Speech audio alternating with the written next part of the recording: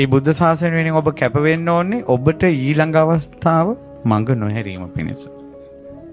ඇත්තටම පැල් බැඳගෙන පින්කම් කළ යුතු කාලයක්. ඇබ්බැහි වෙලා බණ ඇසිය යුතු කාලයක්. පන්සිල් රකින්න අමාරුයි. ටික ටික කරගන්න. ඒක කරගන්නේ හිමීට. පන්සිල් රකින්න අමාරුයි. කෙනෙකුට එනවා සංසාරයෙන් වීරියක් ආයේ නතර කළොත් නතර කළාම තමයි. අන්න පින්වන්තකම වීරිය. දැන් අපි පින අඩු නිසා අමාරුයි. එතකොට කරන්න ඕන පන්සිල් ගන්න ඕන ඉස්සල්ලාම. දැන් ඔයාලම හිතන්න ආන්තර නම පන්සිල් දෙනකල් මිසක්කා තනියෙන් පන්සිල් ගන්න නැති මිනිස්සු කොච්චර ඉන්නවද? එහිව් එකේ පන්සිල් ගන්න කෙනා වටිනවා. පන්සිල් ගන්න අයගෙමුත් පන්සිල් කැඩෙනවා. ඒතර සමහර අය ආයේ පන්සිල් ගන්නවා. අරයට ගානක් වන්නේ. ඒතර පන්සිල් අරන් පන්සිල් කැඩුනට පස්සේ පන්සිල් ගන්න නැති කෙනාට වඩා ආයෙත් පන්සිල් ගන්න කෙනා වටිනවා.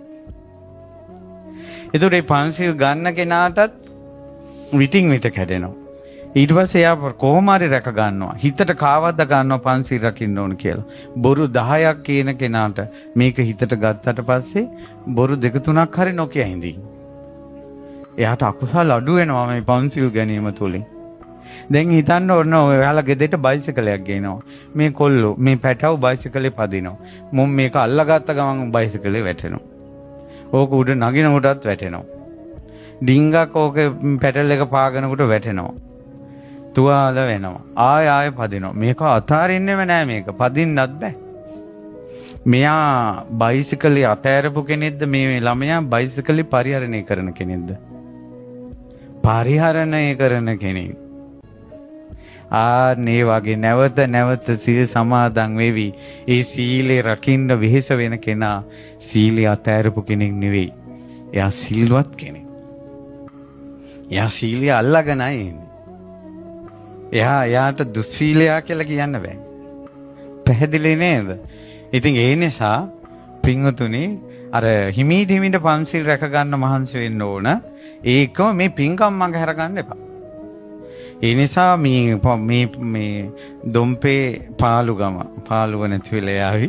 පාලුගම ඉන්න ඔබ අද මේ උතුම් පින්කමට සම්බන්ධ වුණා වගේම දැන් මේ වාගේ මේ අසරණකම කියන එක අපිට තේරෙනවා නම් අපිට ඇත්තටම මේ අනුන් ගැනත් හොයන්න වෙලාවක් නැහැ.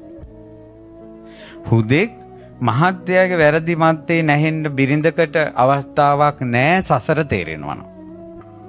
මනුස්ස ලෝකේ ඉපදුණා මේ ඉපදුන ලෝකේ තියෙන යුතුයකම් වගකීම් තියෙනවා කසාද බැන්දට පස්සේ පෞල් ජීවිතයක් ගත කරනවා මිසක් මේ මිනිස්සයා මත්තෙම නැහෙන්න බෑ. ඒ අපිට ස්වාමියා නොවුන පිරිමියෙක් නෑ. ওই මිනිස්සු මත්තෙම නැහිලා පෙරේත වෙලා කොහෙද යන්නේ කොහෙද ගියේ සාක්කුවේ මොනවද තියෙන්නේ මිස් කෝල් කාගෙන් දෙන්නේ ඕවා හොය හිටපු නිසා තමයි මේ සංසාරෙම අපි යන්නේ.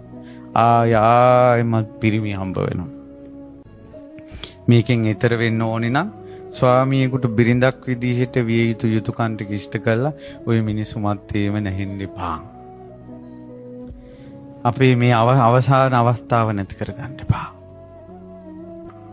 බිරිඳවරු ගැනත් එහෙමයි. ස්වාමිවරුන්ටත් ඒකයි කියන්න තියෙන්නේ. දරුවෝ ගැනත් එහෙමයි. සමහර මිනිස්සු දරුවෝ ගැනමයි 3:30 පැයි. දුවෙක් නොවුන කෙනෙක් නෑ කියලා බුදුරජාණන් වහන්සේ වදාළා. පුතෙක් නොවුන කෙනෙක් නෑ කියලා බුදුරජාණන් වහන්සේ වදාළා. දරුවෝ මැත්තේම නැහෙන්න බෑ පින්වතුනි. මේ සසරේ භයානකම තේරුම් ගන්න බලන්න වාහන පෙල්ලෙනවා, චප්ප වෙනවා, ගුවන් යාන චප්ප වෙනවා, විඩි තියනවා, පිහියනුම් යනවා. මිනිස්සු ගෙවල් වල විඳින දුක බලන්නකෝ. මිනිස්සුන්ගෙන් හොඳක් නෑ. උදේ දවල් හැන්දෑව අම්මලා උයනවා, අතුපතු ගන්නවා, රෙදි හොදනවා. නමුත් ඔය කෑමකට ලුණු ටිකක් මදු වෙන්නකෝ බලන්න. උඹට උයන්න බැරිද මෙච්චර? නැතිකමට දවස් 2-3 පරිප්පුයි සම්බෝලයි හදන්නකෝ. ඇයි වෙන මොකවත් නැද්ද? ගෙදරින්ම ඇනුම් පද හැනවා. හරියට ගෙනල්ලා තියනවා වගේ. ඉවසාගෙන ඉන්න පින්වතුනි මේ සංසාරය ගැන කල්පනා කරලා